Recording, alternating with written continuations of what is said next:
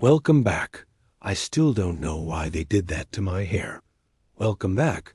I still don't know why they did that to my hair. But today we are back with another episode of Top 3 Scary Stories.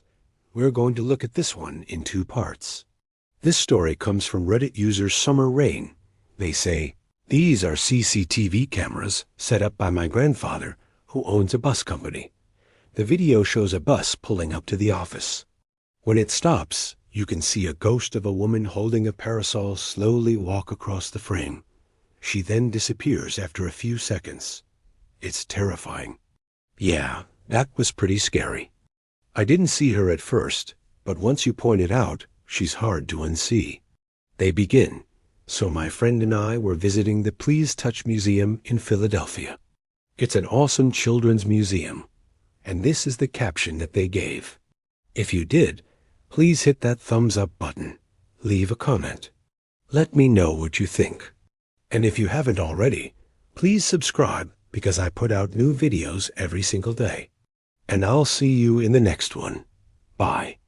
I bought this house a year ago, and when I pulled up in the moving van, I saw the clearest shadow of a woman carrying a suitcase. I've never seen anything like it. And this is the only picture I got of her. I've seen her a few times since I moved in, but every time I try to get a picture of her, she's gone. Last night, I was woken up at 3 a.m. by footsteps. I didn't think anything of it until I realized that I was on the 3rd floor, and the only sound I could hear was footsteps on the floor above me. I live alone. Yeah, that one was freaky too. I think I would move out if I saw that. We were checking out the kids section, and it's supposed to be interactive and hands-on exhibits. I have read stories about ghosts in museums before, so I am always on the lookout. We walked into this one exhibit, which is designed to mimic a street scene. There are apartments above the street, and a person working the exhibit operates a trolley, which passes in front of the apartment buildings. My friend and I talked with the employees, and they said that there were sensors in the floor that would detect movement, and then the person running the exhibit would move the trolley accordingly. All good so far. Well, as we are walking along and talking to this employee, my friend and I see a little girl waving from one of the apartments. I jokingly say, "Hey, look, there's a ghost." Little girl waves again. I tell my friend that there's no way that there's a real child back there waving. And then we hear laughter from the back room. We wave back, and the child waves back. The employee says, "I swear there aren't kids back there. Only us adults are allowed backstage." My friend and I say, "Okay," and we keep walking. About 5 minutes later, we are in line to enter the next exhibit, and there is a display case right in front of us. And in that display case is a vintage black and white photo of the staff from the museum from say the early 1900s. And there is a little girl in the photo waving. My friend and I freaked out a little and then ran to the bathroom to calm down. Then we decided to go talk to the director of the museum and tell them about what we had seen. They were nice enough to show us the infrared camera footage. And in the footage, you can clearly see a little girl waving from the window. The director said that they don't have any records of any children ever being allowed back there. And none of the current staff or former staff know anything about a little girl who could have possibly been a relative of one of the people in the picture. We have since lost touch with the director, and I haven't been able to find any updates on the story. But yeah, pretty creepy. Let me know what you think about this one in the comments below. Love that story. Glad you got some closure with that museum footage.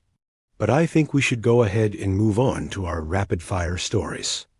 Part 1, we have this driver who says, "In 2014, I was driving back to Tulsa, Oklahoma from Sturgis Motorcycle Rally in South Dakota. The route I took was mostly through small towns, which I love to do. And it was just me, my 2-year-old son, and my Australian shepherd. About halfway to Tulsa, I was driving south on Highway 75.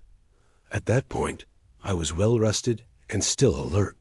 My GPS wanted me to take a different route, but I wanted to stick to the main highway. My GPS then showed this route taking me straight into town, which I thought was odd, but I continued on. Well, just past the last stoplight, I came around a curve and smacked head-on into a very dark cloud, dust cloud. I stopped and turned around and headed back into the town. I drove through the clouds and within a couple miles was back to daylight. I figured that was weird, but whatever. A couple miles later, I started picking up speed, and when I glanced down at my GPS, I noticed it now showed me back on the same road I was traveling on, but it was showing me making a U-turn into a field. And now it showed me 168 miles to Tulsa. I didn't question it. I just continued on. I passed a farmer who was flagging me down, but I couldn't stop. I kept going until I reached a roadblock of sorts where the road ended at a dried-up creek bed. It was obvious I couldn't continue on, so I turned around and headed back to the roadblock. Again, as I approached the roadblock, I noticed that the odometer was reset to 0. I passed the farmer who was looking at me like I was insane. I continued on the road to Tulsa. The whole drive I had a heavy feeling of dread and depression, which is weird because I love the road and driving. I continued on in a daze all the way to Tulsa. At that point, I decided to Google the road. I typed in the name of the highway and the word haunted, and there was a bunch of articles about how it was haunted by a truck driver who died on that stretch of road. Some even dated back to the 1930s. Another article said that a man dressed in an old truck driver outfit stood on the road at night and flagged down cars and then disappeared. It also said that many drivers reported seeing the truck driver standing on the road at night waiting for a ride. Okay, that is definitely freaky. But our story doesn't end there. This is part 2. In the comments, we have this user add their experience to the story. They begin, "This is amazing. I grew up in Oklahoma, and this story happened to me as well. I was driving back from college for Thanksgiving break in 2012 or 2013. I was on my way home, and it was getting late. I was probably close to Tulsa, and I remember thinking I must be close to home. Then I realized that I didn't recognize the road. I kept driving and realized I had made a wrong turn somewhere. I continued on the road. Finally, it ended, and I turned around. On the way back, I realized that the road was familiar, and it took me back to the road that runs between 2 lakes near Sapulpa, Oklahoma. I passed a lake, and then the road turned to gravel. That's when I started freaking out, because I recognized the road. It was the one I had traveled down earlier, and it dead-ended into a lake. I didn't want to drive off-road, so I turned around and went back. On the way back, I could have sworn I passed the same car twice, but I never saw any other cars. I finally reached the spot where I turned around, and I could have sworn I saw the driver get out of his car and walk into the lake. That's when I floored it and never looked back. To this day, I'm not sure if I imagined the whole thing, but the eerie feeling of being watched stuck with me for days.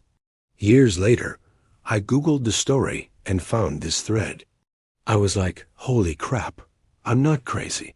If that's true, this story goes way back. You can find a lot of stories about this online, but I'll just leave it here. Yeah, I'm not sure if I believe that story, but I think it's safe to say that that road is pretty creepy. You can totally feel the tension rising in both of those stories. Glad you got out of there okay, and these are all caught on camera. So let's get into it. Starting off in our number 3 spot, we have The Smiling Woman in Apartment 304. This story comes from Reddit user Rococo Disco. They begin, I used to work as a locksmith, and one job was to go to this apartment building in the city center and open the door for a lady who locked herself out. When I arrived, I saw that it was an old building, and when I got to the intercom, the lady who called me was talking through it, and she sounded pretty drunk. She told me her apartment number, and I went to go press the button, but then I saw there was writing on the wall saying, "Do not press the button." It warned me that this apartment had been empty for over 10 years. Apparently, the tenant went missing without a trace, and police never found anything or anyone. No signs of forced entry, no windows or doors were broken. He just disappeared. The family had long given up hope of ever seeing him again. Now, after a while of thinking about what to do, I told the woman on the intercom that I wouldn't open the door for her because according to the building regulations, if an apartment has been empty for more than 3 months, only the owner has access and not the tenants. She didn't believe me and said she would pay me extra if I opened it. I told her no, but she kept insisting. She started screaming at me, cursing me out, calling me names, etc. At that point, I got really scared because I knew something was wrong. The lady on the other side of the intercom began to cry and begged me to open the door. She claimed that she needed to get inside to get some clothes so that she could make it to a job interview. But after a few minutes of silence, she changed her mind and told me to forget it and that she wasn't going to pay me anymore and hung up. And a few moments later, I heard someone getting into the apartment. After a while, I decided to check the security cameras. There were 2 cameras outside the door. The first one showed nothing except the lady arguing with the intercom. But the second camera was pointed right at the door itself. And when I checked the tape, I saw something really creepy. Instead of walking away, the woman opened the door and entered the apartment. But that wasn't the only thing I noticed.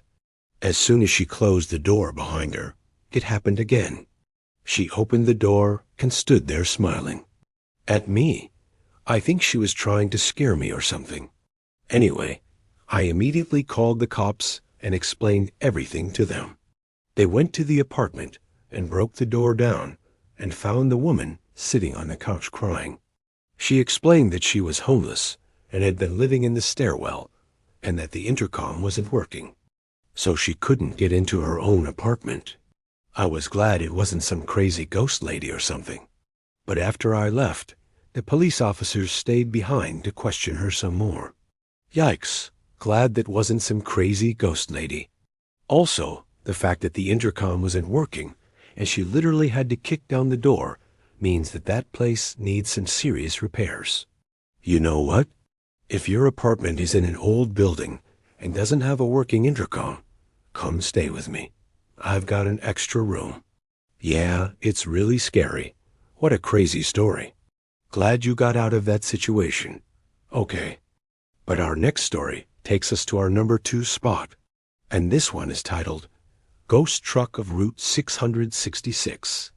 But moving on, in our No 1 spot today, we have The Child That Waves Back.